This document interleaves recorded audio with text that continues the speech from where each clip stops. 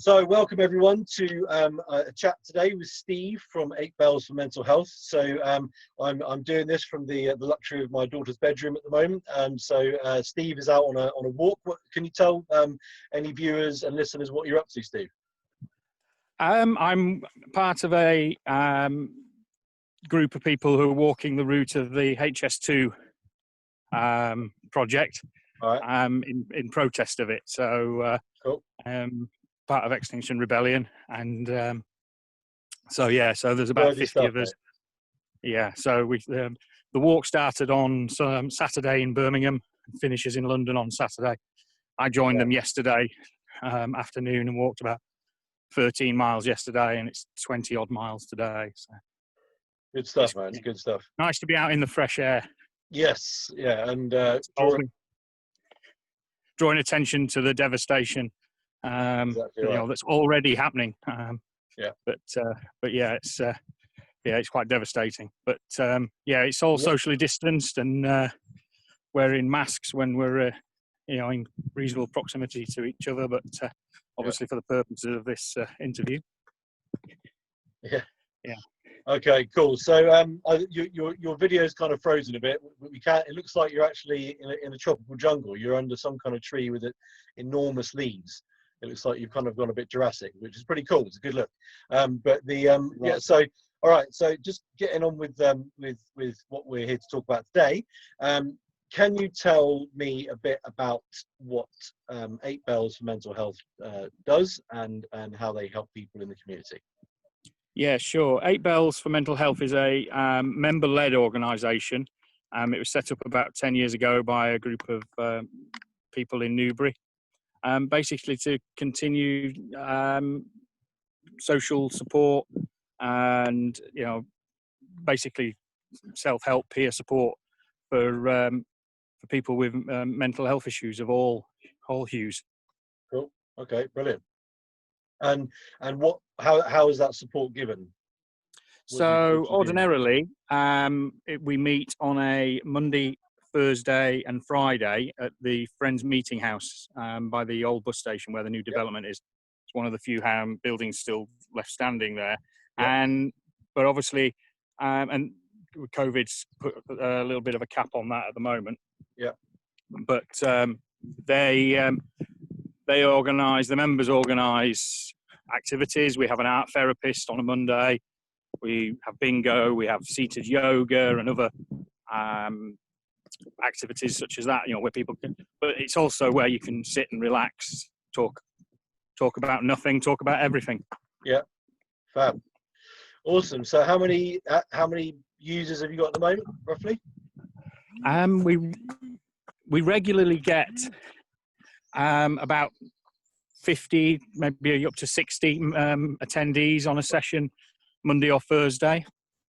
That's awesome. And we've got about 300 members at the moment. So people drop in and out throughout the week and throughout the days. So, occasionally we've had 40, 50 people there if we're having a big barbecue social event or something like that. But it varies. It's quite a small building at times when it gets busy. Yeah. So we do have to manage that. But we've got a really nice garden. So on a day like today, for example, it would have been really nice to be out, and the members would be out in the garden socialising. Oh, that's wicked. Cool. So I didn't realise that it was 300 odd members on your books. That's quite a really good achievement. So how was the outbreak, apart from the obvious distancing issues? How has the COVID outbreak affected 8 Bells and the service users? So we took the decision probably about a week before the official lockdown to close, and that was in consultation with the Quakers at the meeting house, and that's predominantly the main impact. The social club, the social group, has had to be curtailed. So my coordinator Catherine, who I believe you spoke to, she's been on the phones, so members can phone in and speak to her if they need advice. on a number of different issues. Yeah. But she's also been proactive and going out and speaking to, phoning some of the more vulnerable members to make sure that they're okay on a regular basis. Okay.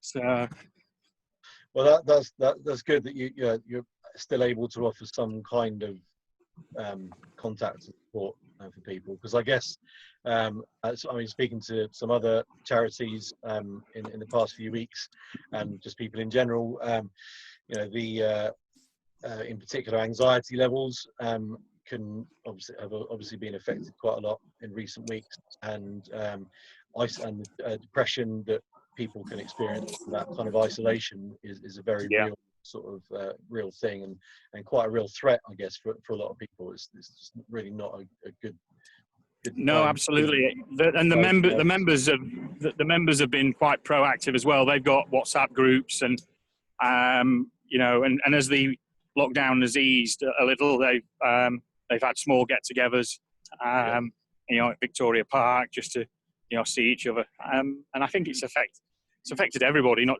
I think it's highlighted what an issue social isolation is, as much as mental health issues. Yeah, that's very true.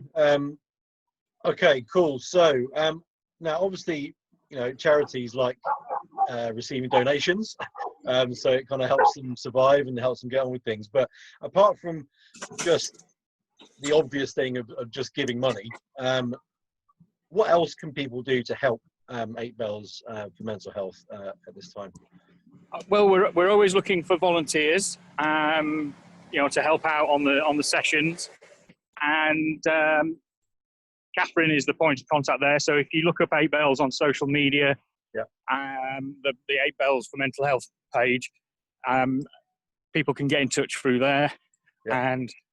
And the email address is coordinator at 8bellsnewbury.co.uk. Okay. And that'll get you in touch with Catherine, our coordinator. So we're always looking, once we're back open, we're looking for volunteers, people who can just, who've got skills that might be able to offer in terms of activities, or just people who can just sit and, listen and chat, and allow people to, share their experiences if they want to, So, please get in touch. Okay. Cool. But we've also got the sister organisation where we're just rolling out the community navigators. So 8 Bells for Mental Health is very much Newbury based, although we do have people come from Hungerford, Fatcham, and surrounding areas. But the Community Strength project is a new project that we're doing, where we're hoping to support people right across West Berkshire. Yeah, I think that was the thing that I'd known of 8 Bells for Mental Health for a while, but that was the community. What's it called? Community Strength. Community Strength. Yeah. So that's the thing that kind of flagged up on my newsfeed as something that was kind of new and West Berkshire wide. And that's what sort of pointed me in your general direction, really, because I think it's great to be able to offer that kind of outreach service, as well as having the place, the Friends Meeting House. So because there's people in West Berks, as you know, very rural area, with pretty shoddy public transport, and there's people out in. Well, I live in the Hermitage. We've got the COVID hardship volunteer group here. And there's lots of people who are very isolated. There's even more remote places in West Berks than Hermitage. So having someone that's going to be able to offer some kind of outreach thing is, to your potential service users is awesome. So hopefully we can get some people a bit more awareness built up about what you guys do, at very least.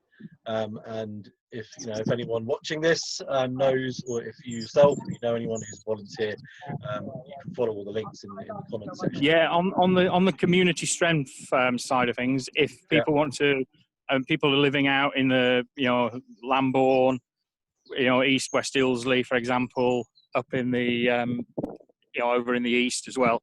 Yeah. The email, if they want to become community navigators with the Community Strength project, Yeah. we're recruiting at the moment, and that is community.strength@8bellsnewbury.co.uk.